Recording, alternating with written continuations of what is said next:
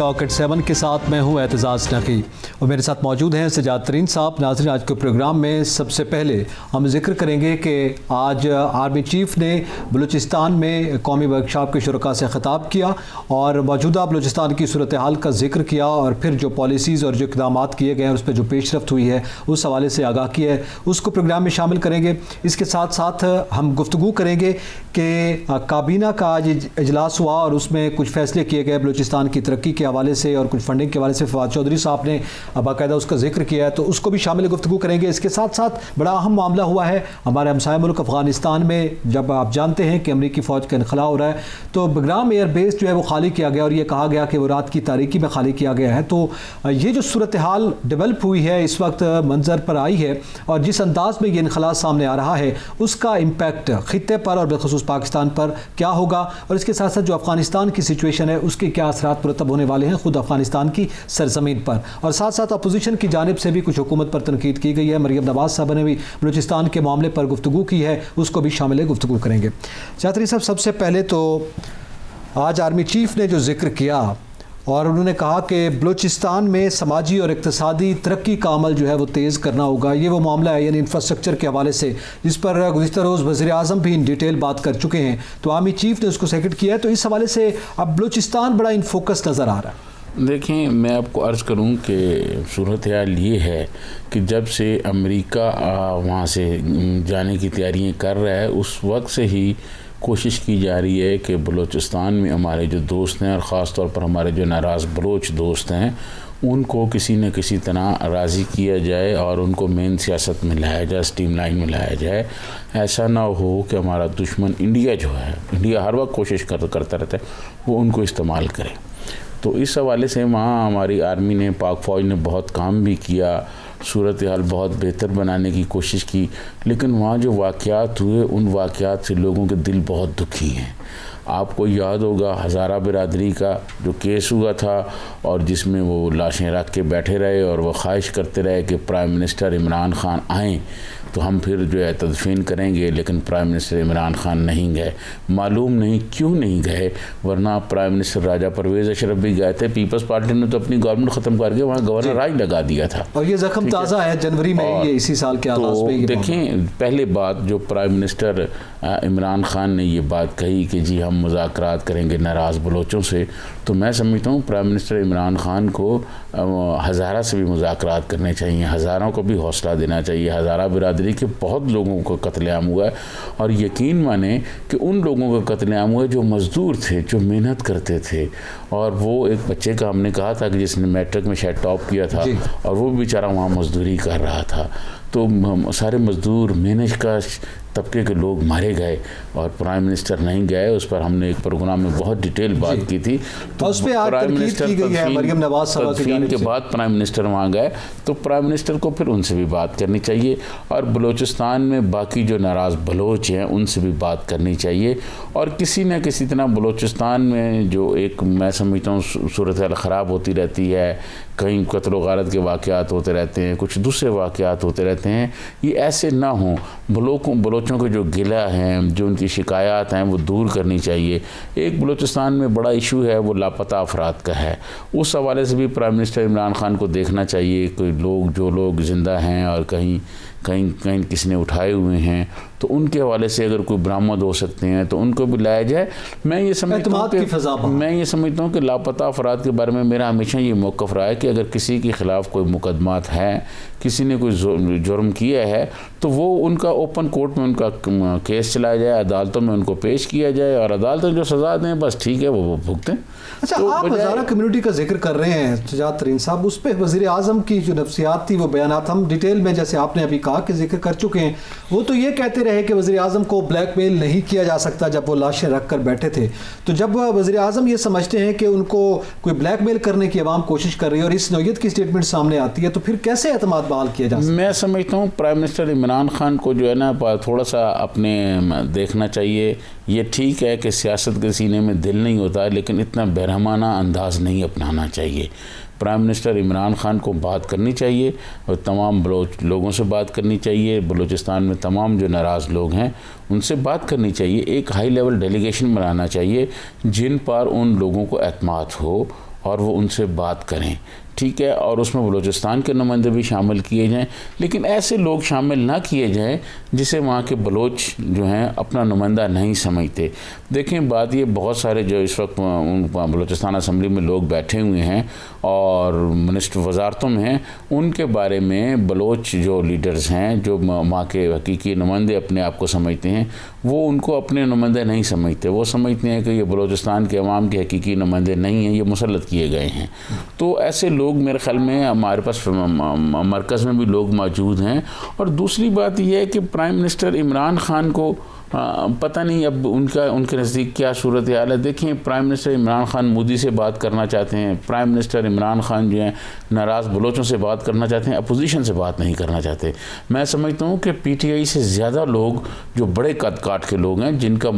پورے ملک میں لوگ ان کی بات بھی سنتے ہیں اور پورے ملک میں لوگ ان کی بات مانتے بھی ہیں، ان کو بھی کسی طرح اس کمیٹی میں بنایا جائے، ایک کمیٹی بنایا جائے جس میں اپوزیشن اور حکومت کے سارے لوگ ہوں، جو وہاں جا کے بلوچوں سے بات کرے۔ وہاں کے جو ناراض لوگ ہیں، جیسے سردار اختر مینگل ہیں، سردار اختر جان مینگل ان کے اتحاد میں تھے اور وہ نکل گئے۔ سردار اختر جان مینگل میں یہی کہنے لگا تھا کہ وہ ان کے اتحاد میں تھے، وہ بھی چلے گئے، وہ بھی ناراض ہیں، ان سے بات کی جائے۔ ان کے ذریعے باقی بلوچ جو پہاڑوں پہ چلے گئے ہیں، جو ملک سے باہر بیٹھے ہوئے ہیں، ان سے بھی بات کی جائے، کیونکہ حالات بہت نازک ہیں، خطے کے حالات بہت نازک ہیں۔ دیکھیں پرائم منسٹر عمران خان کے پاس تو بہت انفارمیشن فلٹر ہو کے آتی ہوگی، ہر چیز ان کو پتہ ہے، جو چیزیں ہمارے علم میں ہیں ہم آن ایئر نہیں کہہ سکتے۔ افغانستان کے حوالے سے بہت صورتحال جو ہے گمبھیر ہے، اتنی نہیں کوئی ایسی صورتحال۔ اور جس دن قومی سلامتی کا اجلاس تھا، اس میں جو بریفنگ دی گئی، اور بریفنگ کے بعد جب کچھ چند لوگوں نے کچھ چند باتیں کی ہیں، وہ کوئی اتنی اچھی نہیں ہیں جتنی اچھی مطلب یہ سمجھا جا رہا ہے۔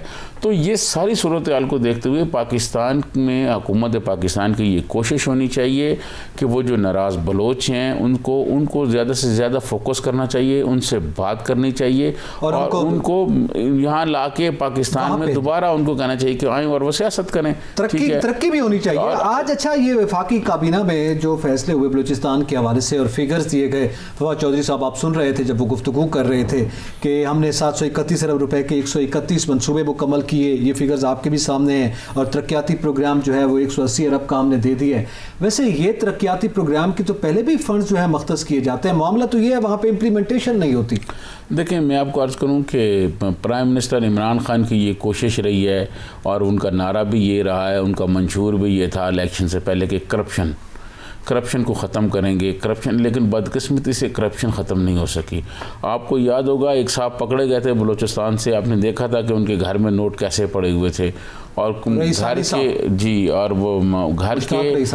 گھر کے باتھ روموں سے بھی نوٹ نکل رہے تھے، باتھ روموں میں جو پانی والی ٹینکی اس میں بھی، گاڑی میں بھی۔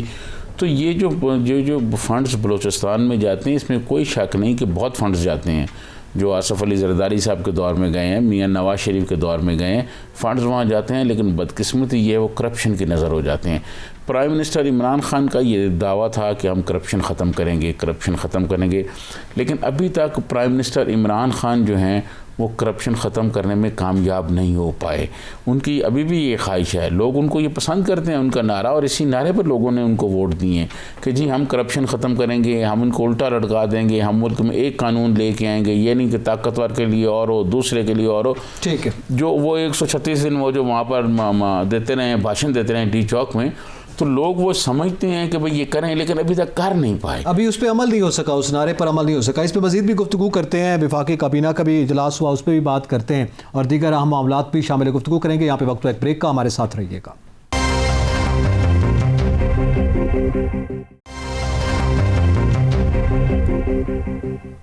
ویلکم بیک ناظرین، ہم ذکر کر رہے تھے وفاقی کابینہ کے اجلاس کے بعد فواد چودھری صاحب نے جو بریفنگ دی، اس میں آج سجاد ترین صاحب یہ ذکر کیا گیا، جہاں بلوچستان کی بات کی گئی، باقی بھی ایک تو پھر فواد چودھری صاحب نے بھی وہی شکوہ کیا کہ بلوچستان کو گزشتہ حکومتوں نے کچھ نہیں دیا، جو ان کو دینا چاہیے تھا ویسا وہاں پہ کام نہیں ہوا، اور ہم یہ کوشش کر رہے ہیں۔ آپ کو یاد ہوگا وزیر اعظم بھی یہی بات کر چکے ہیں کہ گزشتہ حکومتوں میں وہ دورے غیر ملکی زیادہ وزراء اعظم کے رہے ہیں، یہاں پہ تو کسی نے دورہ ہی نہیں کیا۔ دیکھیں میں سمجھتا ہوں کہ ایک ایسی بات اب نہیں کرنی چاہیے، ہمیں آگے کی طرف چلنا ہے۔ اگر 1947 میں ملک مل جاتا پرائم منسٹر عمران خان کو، انہوں نے کہا تھا انگریز سارا کچھ یہ کر گئے، اب جو ہو گیا سو ہو گیا، پیچھے جو نہیں گئے ہے آپ تو آئے ہیں نا, آپ آئیں. میں یہ بات کر رہا تھا بریک سے پہلے کہ prime minister Imran Khan corruption ختم کرنا چاہتے ہیں, ان کی بڑی خواہش ہے کہ وہ کرپشن ختم ہو, لیکن بدقسمتی سے ایسا نہیں ہو رہا. اب دیکھیں بات یہ ہے کہ اگر یہاں ہم کوئی چیز بتائیں کہ جی یہ کرپشن ہو رہی ہے, یہ ڈاکومنٹس ہیں, تو اس پہ تو چلو رائے ہو جاتی ہے, مختلف باتیں ہو جاتی ہیں. اب نیشنل ہائی وے کے بارے میں جو چیف جسٹس آف پاکستان, جو ملک کی سب سے بڑی عدالت ہے, سپریم کورٹ کے جو چیف جسٹس ہیں, انہوں نے یہ کہا ہے کہ نیشنل ہائی وے جو ہے وہ کرپشن کا گڑھ بن گیا ہے اور وہاں ٹھیکیدار اور افسران مال کماتے ہیں. پھر انہوں نے یہ کہا کہ بلوچستان میں پچھلے 3 سال کے دوران جب سے پرائم منسٹر عمران خان آئے ہیں, کتنے فنڈز ملے اور کتنی سڑکیں ملیں, سپریم کورٹ کو یہ اب جواب دے رہے ہیں. اس کے بعد یہ بات یہ جو محکموں میں کرپشن ہے یہ تو ختم ہونی چاہیے نا, جو بلوچستان میں ہو رہی ہے. اب میں آپ کو یہ بتاؤں کہ بلوچستان میں نیشنل ہائی وے کے جو افسران کے بارے میں نیب نے انکوائری شروع کر دی ہے, اور ایک یہاں صاحب ہیں ڈائریکٹر ہیں نیشنل ہائی وے کے, ڈائریکٹر ٹو چیئرمین ہیں, ان کے خلاف بھی انکوائری شروع کر دی گئی ہے. اور کرپشن پر اس طرح تیزی سے ہاتھ نہیں ڈالا جا رہا. انکوائریاں تو شروع ہو گئی ہیں, لیکن جس طرح کرپشن ہو رہی ہے اور جس طرح لوگوں کو تیزی سے ان کے خلاف ایکشن ہونا چاہیے وہ نہیں ہو رہا. پرائم منسٹر عمران خان یہ چاہتے ہیں کہ کرپشن سے شفاف پاک معاشرہ قائم کیا جائے, ان کی ہر وقت یہ خواہش ہوتی ہے, اور انہوں نے یہ بھی کہا اس بات کی انکوائری ہونی چاہیے کہ بلوچستان کو جو فنڈز ملتے رہے ہیں وہ کہاں خرچ ہوتے رہے ہیں, کیونکہ بلوچستان کی حالت تو وہی ہے, آپ کے سامنے ہے. کوئٹہ میں صاف پانی نہیں ہے, ہاسپٹلس کی صورتحال آپ کے سامنے ہے, سڑکوں کی صورتحال آپ کے سامنے ہے کہ سڑکیں ہیں ہی نہیں. یہ تو چیف جسٹس نے کہا ہے نا, اسی کیس میں بلوچستان میں سڑکیں ہیں ہی نہیں ہیں اور پیسے لے کے جیب میں ڈال لیتے ہیں. تو یہ جو ساری انکوائری ہیں پرائم منسٹر عمران خان کو جنگی بنیادوں پہ کرنی چاہیے کہ پیسے کہاں گئے, پیسے کیسے کھائے جا رہے ہیں. مراد سعید صاحب تو بڑی باتیں کرتے تھے کہ جناب اتنے ہو جائیں گے اور ہم یہ کر دیں گے, ہم وہ کر دیں گے. وہ 8-7 بھینسیں تھیں کہ میاں نواز شریف کو کسی نے دی ہوئی, ان کو بیچ کے بہت اچھل کے باتیں کر رہے تھے کہ ہم نے یہ کر دیا, اب کچھ نہیں. نیشنل ہائی وے میں اتنی تاریخی کرپشن ہو رہی ہے اور اس کرپشن پر کسی قسم کا کوئی ایکشن نہیں ہے مراد سعید صاحب لے رہے, اور ایسے لگ رہا ہے جیسے وہ بے نیاز ہیں ساری چیزوں سے. بلوچستان کے فنڈنگ کا ذکر کر رہے ہیں, بلوچستان کے فنڈنگ کا آپ ذکر کر رہے ہیں. بلوچستان میں جو نیشنل ہائی وے نے فنڈ لگائے ہیں اس کی تو انکوائری تو مراد سعید صاحب کرائے نا, جس کا چیف جسٹس نے کہا ہے. چیف جسٹس صاحب نے یہ کہا ہے کہ جناب یہ کرپشن ہے,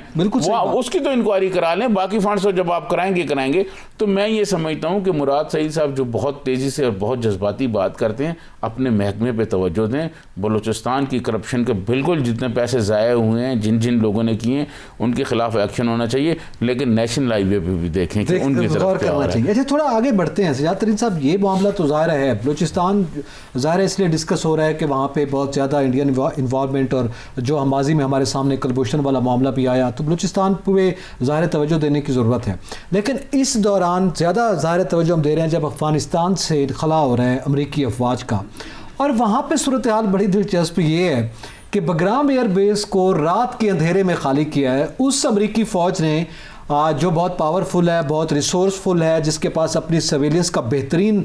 نظام موجود ہے, اور خود انہوں نے وہاں پہ اپنے کمانڈوز جو ہیں جو اس افغان فورسز کے لوگ ہیں ان کو تیار کیا ہے. ان کو رات کے اندھیرے میں اپنا ایکوپمنٹ چھوڑ کر جانے کی کیا ضرورت تھی؟ یہ بڑا ایک سوال ہے. دیکھیں میں آپ کو عرض کروں کہ رات کے اندھیرے میں وہی لوگ بھاگتے ہیں جو شکست خوردہ ہوتے ہیں, اور میں تو شروع دن سے یہ کہہ رہا ہوں کہ امریکہ کو, بلکہ امریکہ نہیں, جو امریکہ کے اتحادی نیٹو وغیرہ بھی تھے, ان کو تو افغانستان میں شکست ہوئی ہے. طالبان نے اور افغان قوم نے افغانستان کو امریکوں کا قبرستان بنایا ہوا تھا, اور وہاں پر وہ راتوں رات ایسے بھاگے ہیں کہ جیسے مطلب کچھ اور بھاگتا ہے, ٹھیک ہے نا, گھبرا کے بھاگے ہوئے ہیں. وہ افغان کمانڈر جو افغان فورسز کے کمانڈرز ہیں وہ کہہ رہے ہیں ہمیں 2 گھنٹے کے بعد پتہ چلا کہ امریکی افواج کا یہاں سے بگرام ایئر بیس کو خالی کر دیا گیا. یہ وہ لوگ ہیں جو ان کے اپنے ٹرینڈ لوگ ہیں جن کو امریکہ نے خود سپورٹ کیا ہے, ان کو بھی آگاہ نہیں کیا گیا. یہی بات ہے کہ امریکنز جو کچھ کر رہے ہیں یہ ان کی شکست بالکل واضح ہو گئی ہے کہ وہ شکست خوردہ ہو کے یہاں سے گئے ہیں اور اب وہ مطلب بھاگ رہے ہیں خوف سے. لیکن صورتحال یہ ہے کہ وہ جو اپنا سامان چھوڑ کے وہاں بھاگ رہے ہیں اور وہاں پر کوئی عبوری حکومت نہیں بنائی گئی, کوئی ایسا سیٹ اپ نہیں کیا گیا جس سے کچھ چیزیں آگے کی طرف بڑھیں, یہ تو معاملات بہت خرابی کی طرف جا رہے ہیں. اور کہیں ایسا لگ رہا ہے کہ ایک تو افغانستان کے اندر لگ رہا ہے کہ کوئی خانہ جنگی نہ شروع ہو جائے, کیونکہ دیکھیں خانہ جنگی تو وہاں رہی ہے, یہ نہیں ہے کہ امریکنز آنے کے بعد کوئی خانہ جنگی نہیں تھی, وہ طالبان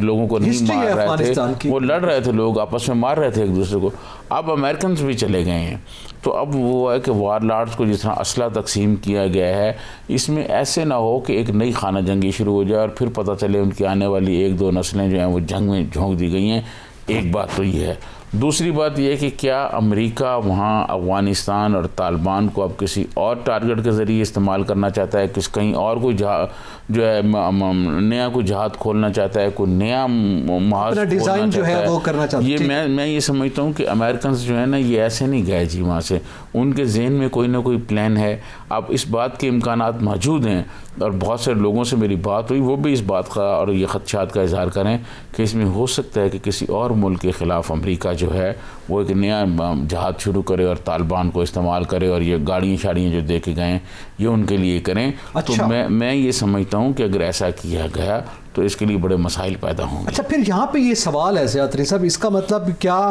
یہ سمجھا جا سکتا ہے کہ اس طرح سے خالی کر کے جانا, ظاہر ہے امریکہ کے لیے بتا کر جانا بھی کوئی مشکل نہیں تھا, تو پھر یہ تاثر دیا جا رہا ہے کہ وہاں پہ افغانستان میں طالبان جو ہیں وہ اتنے پاورفل ہیں اور ہم جو ہیں رات کے اندھیرے میں اس لیے خالی کر رہے ہیں. جس زاویے کے حوالے سے آپ نے گفتگو کی ہے اس میں 1000 فوجی افغان فورسز کا جو ہے وہ تاجکستان جا کے شفٹ ہو گیا طالبان کے خوف سے, اور یہ وہی فوجی ہیں جن کو امریکہ بہادر نے ٹرین کیا. اور اسی کے ساتھ ہی اعتزاز نقی اور سجاد ترین کو اجازت دیجیے. اللہ حافظ.